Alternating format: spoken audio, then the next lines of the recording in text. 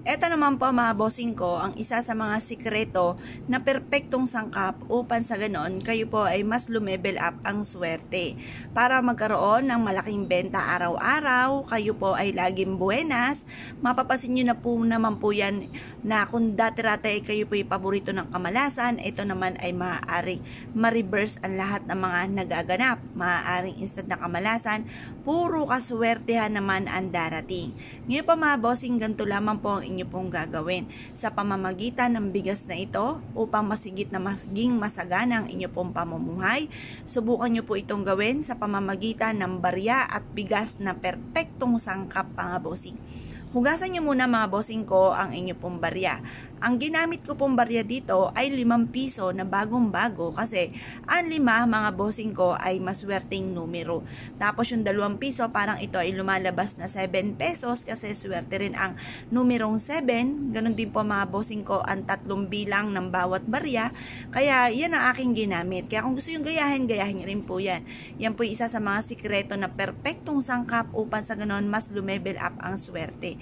Tapos ito naman yung kasaganahan po natin ng ating bigas mga bossing. Nasa pulay ginagamit pagdating sa usapin ng mga pampaswerte. Harap ka sa gawing silangan ng mga bandang 6:30 or kaya po'y alas 7. Matatapos ang mga pampaswerte po natin hanggang alas 8 lamang po ng umaga. Ibibilad nyo po ito sa liwanag ng sinag ng araw. Pero kung halimbawang ikaw ay nasa mood, kailangan nasa mood ka kapag gumawa ka ng pampaswerte. Kung ikaw ay tinatamad, parang may toyo ka, parang wala ka sa mood, huwag kang gagawa ng pampaswerte dahil hindi rin matutupad kung ano man ang inyo pong i-wish po dito.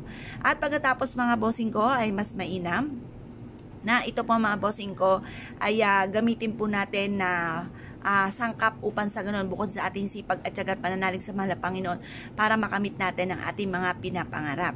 Ang wish po ay ganito, mga wishes natin, direct to the point, huwag kang gagamit ng sana. Sabihin nyo po, sa pamamagitan ng pampaswerteng ito, araw-araw ako na magkakaroon ng napakaraming benta. At syempre sa katayuan ko mga bossing ko, pampaswerte ang aking pong mga binibenta. Kaya, kumbaga ang aking pong kahilingan din ay lahat ng mga bossing ko na mag-a-avail sa amin ay yumamat maging matagumpay, maligtas sa anumang kapahamakan.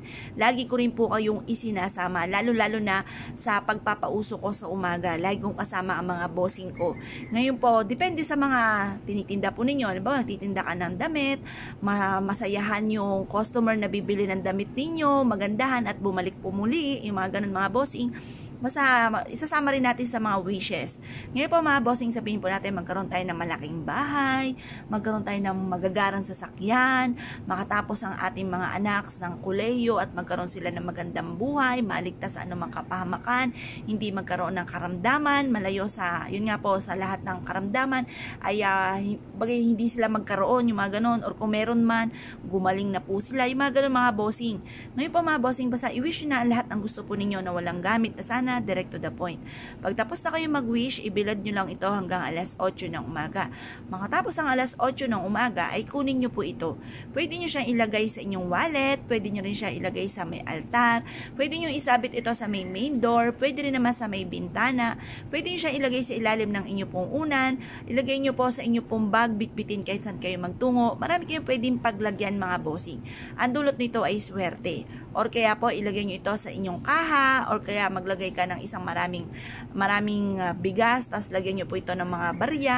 Pero ang bigas kasi mga bossing ko, kapag dinamihan ninyo at hindi nyo naman siya ginamit na pansaing, malaki po ang posibilidad na siya ay bubukbukin.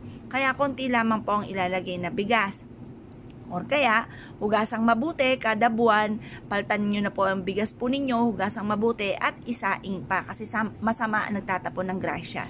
Ngayon po mga bossing ko kayo pinaniwala at nais po itong gawin mga bossing. At siya mga bossing ko, good luck po sa iyo po lahat.